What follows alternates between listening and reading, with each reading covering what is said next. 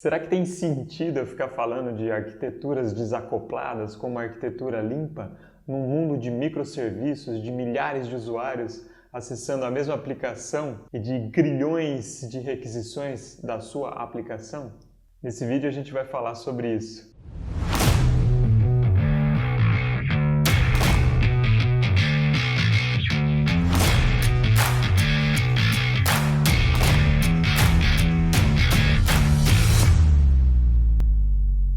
E aí galera, beleza? Vocês sabem que tem gente que menospreza um pouco a questão de arquiteturas desacopladas, como a arquitetura limpa, a arquitetura hexagonal, porque elas falam que hoje em dia o que a gente tem que lidar mesmo é com a questão da escalabilidade das nossas aplicações, com a infraestrutura como código, né? Infrastructure as code, e que são essas coisas que importam. Esses dias eu inclusive ouvi alguém dizer que esse negócio de, por exemplo, desenvolver uma arquitetura desacoplada do banco de dados é impossível. Será que é assim mesmo, pessoal? Será que o que a gente tem que se preocupar é mais com a infraestrutura do nosso sistema do que com a estrutura, com o design, com a arquitetura? A minha tese é de que não, pessoal.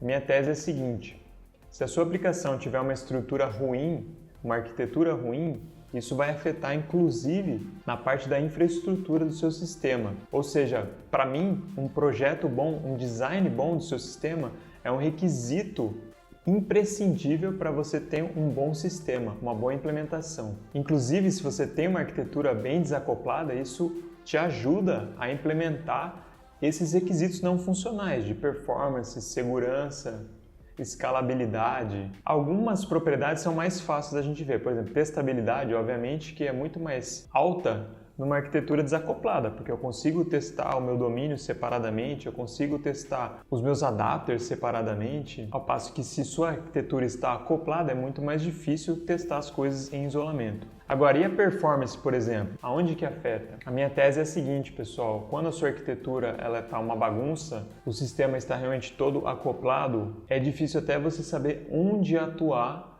para melhorar, por exemplo, essas propriedades do seu sistema. E de fato, eu vou mostrar para você 3 empresas gigantes que estão adotando essas arquiteturas desacopladas. E até inclusive já mostrei para vocês num outro vídeo, dá uma olhada aqui, que existem evidências científicas muito fortes de um estudo feito lá no DORA, que é o State of DevOps Research Program, que é um programa de pesquisa que já está rodando há mais de 6 anos e envolveu mais de 30 mil desenvolvedores. Lá eles dizem, e comprovam com dados que uma arquitetura desacoplada promove efetividade e eficiência no desenvolvimento do software. Quer dizer, se a sua arquitetura ela é mais desacoplada, o seu desenvolvimento vai ser mais eficiente, mais efetivo. E agora eu vou citar para você, então, 3 casos de empresas gigantes que estão flertando e utilizando essas arquiteturas mais desacopladas. Um caso é o iFood, pessoal? Eu já conversei com o Braca lá do iFood, que é um desenvolvedor, que é um cara gente boníssima,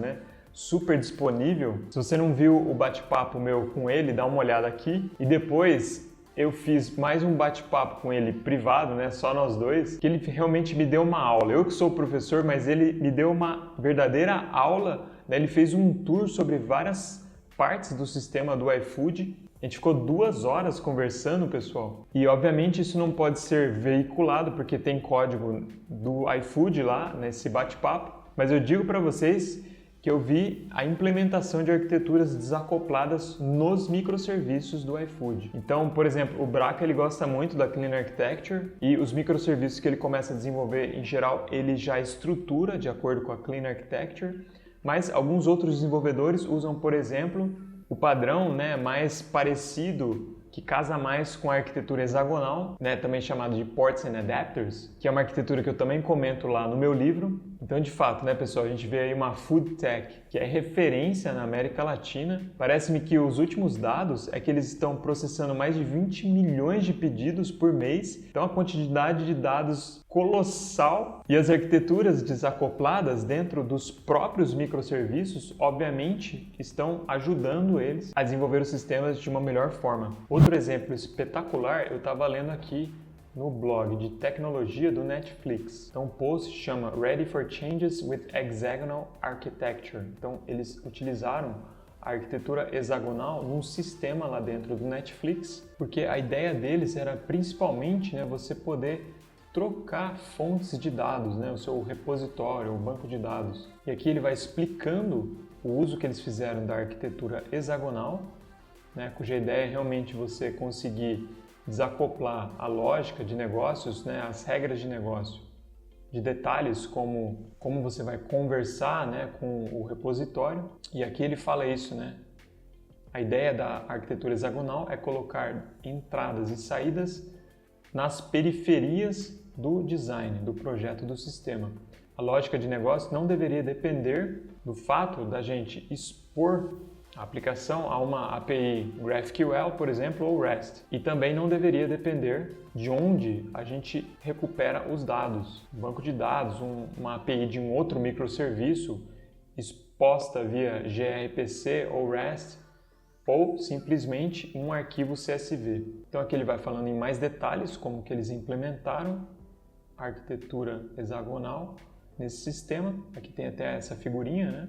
Vocês sabem, né, pessoal, que a arquitetura limpa é uma implementação, né? Se a gente for ver, na verdade é um detalhamento da arquitetura hexagonal. A arquitetura limpa é uma arquitetura hexagonal. Mas de maneira geral, nos textos do Coburn, do Alastair Coburn, que fala sobre a arquitetura hexagonal, a diferença é que ele não detalha muito essa parte interna, enquanto que o Uncle Bob, por exemplo, divide entre entidades e interadores, né, que são os casos de uso. E aqui até aparecem os interadores aqui, né, os casos de uso. Mas de fato, não há diferença alguma se a gente olhar para esse diagrama aqui, por exemplo, do Netflix, entre a arquitetura hexagonal e a arquitetura limpa. Basicamente a mesma coisa. Isso eu explico lá no meu livro também. Mas aqui ele está mostrando, né, que tem aqui requisições, por exemplo, via HTTP, via SQS. Então essas aqui são maneiras de você dirigir o sistema, né? Então o Alastair Coburn ele divide. A parte esquerda seria quem está dirigindo a sua aplicação e a parte direita são coisas que são dirigidas por sua aplicação. E a comunicação, né, entre a parte externa da aplicação e a parte interna é sempre via interface ou portas, né, e adaptadores. Então aqui, por exemplo, do lado interno você tem portas e aqui no lado mais externo você tem adaptadores, para que você adapte, né, aquela entrada a uma interface que está aqui dentro. E também quando você conversa com coisas externas à aplicação, a qual você que vai dirigir a chamada, por assim dizer, a chamada sai daqui para lá, você também utiliza interfaces e adaptadores. Então, mesma coisa que na Clean Architecture, né, pessoal? Então, aqui eles explicam tudo isso. Eu achei bem legal essa parte aqui, ó. Tá vendo que ele fala, ó, nós conseguimos transferir leituras de uma API JSON para uma fonte de dados GraphQL em 2 horas, ou seja, eles conseguiram mudar o banco de dados, por assim dizer, em 2 horas. E como que se faz isso, né? Utilizando interface, né? Então havia uma interface para o repositório e para essa interface foi implementado um adaptador GraphQL, que é o que ele está falando aqui. E aí depois uma mudança de uma linha foi o que foi necessário para começar a ler de uma outra fonte de dados. Então, isso aqui é espetacular mesmo, né, pessoal? E não é uma coisa difícil, né? É só fazer realmente a inversão de dependência. Você faz com que a parte interna da sua aplicação dependa de interface e não diretamente, né? Não converse diretamente com a fonte de dados. Então aqui ele também fala que isso ajuda na estratégia de teste, né? A gente sabe disso também, a arquitetura fica muito mais facilmente testada e você pode também atrasar decisões, né? Se você implementa sobre interface, que é uma coisa que aparece lá no Design Patterns, né? Lá no livro do Goff, ele já fala isso, uma das regras de ouro é você implementar sobre interfaces e não sobre coisas concretas. Então essa ideia aplicada à arquitetura é a ideia da arquitetura limpa e da arquitetura hexagonal. Isso faz com que você consiga atrasar decisões de projeto. E um último exemplo que eu queria mostrar para vocês aqui é do Uber, que também adotou uma abordagem de arquitetura desacoplada baseada em microserviços. Então esse aqui é o post do blog de engenharia do Uber, que eles falam sobre o Domain Oriented Microservice Architecture, né, o DOMA. Eu já fiz um vídeo sobre esse post, se você não viu, dá uma olhada aí no link. Mas aqui só relembrando, né, pessoal, que a ideia é que, de fato, né, microserviços é uma ideia espetacular que ajuda, por exemplo, a você ganhar em independência de desenvolvimento. As suas várias equipes podem desenvolver de uma maneira independente e também você ganha em fazer deploy independentemente de cada microserviço, mas quando você lida com microserviços, você adiciona o overhead, a dificuldade de estar trabalhando realmente com um sistema distribuído. E de fato, né, o Uber teve vários problemas com isso. Tem um outro vídeo que eu falo sobre quando eles fizeram a migração, né, da aplicação de Objective-C para Switch, que de fato foi uma epopeia. Então eles têm bastante experiência com isso, né? Aqui eles falam que tem mais de 2.000 microserviços e começaram a adotar essa ideia de arquitetura de microserviços orientada a domínio, que nada mais é, né, pessoal, que usar os conceitos de Domain Driven Design, DDD.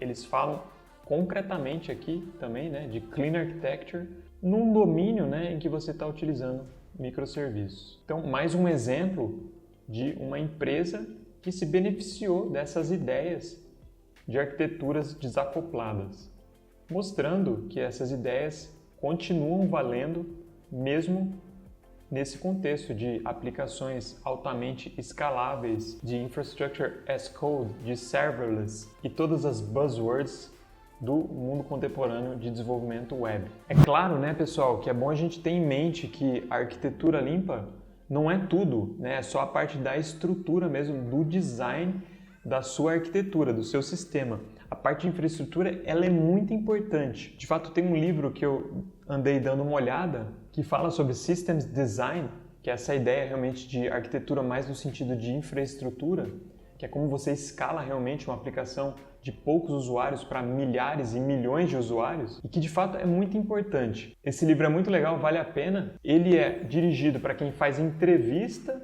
nessa área de arquitetura, pensando mais em infraestrutura, mas os conceitos que ele traz é importante para todo mundo. Ele se chama System Design Interview e foi escrito por um engenheiro bastante experiente que já trabalhou na Oracle, na Apple e no Twitter, e também já fez mestrado lá em Carnegie Mellon, né, na Carnegie Mellon University, que eu já visitei lá em 2018. Então é espetacular esse livro e ele trata mais dessa parte de infraestrutura que é muito importante, é realmente essencial nos nossos dias. Mas lembrando, né, pessoal, uma coisa não exclui a outra. Você precisa cuidar da sua infraestrutura e também da sua estrutura. Então era isso, galera. Espero que vocês tenham curtido esse vídeo. A ideia aqui é mostrar realmente a utilidade dessas arquiteturas desacopladas. Obviamente fica aquela ideia, né, que o próprio Cobob pôs aqui no meu bate-papo com ele. Para sistemas simples e pequenos, com menos de 5.000 linhas de código, não vale a pena, né, você realmente utilizar uma arquitetura tão sofisticada, mas com uma coisa que é um pouco mais sofisticada e que você sabe que vai crescer, vale a pena tomar um cuidado de, pelo menos em algumas partes da sua aplicação, você realmente utilizar interfaces, por exemplo, e fazer inversão de dependência para você ganhar esse desacoplamento, que faz com que você fique independente de tecnologias mais específicas. Então tudo isso vai estar lá no meu livro também. Fiquei muito feliz, né, que o vídeo sobre o livro em um dia já deu 1.000 views. Então valeu mesmo, pessoal, pelo apoio aí. Fiquem com Deus e até o próximo vídeo.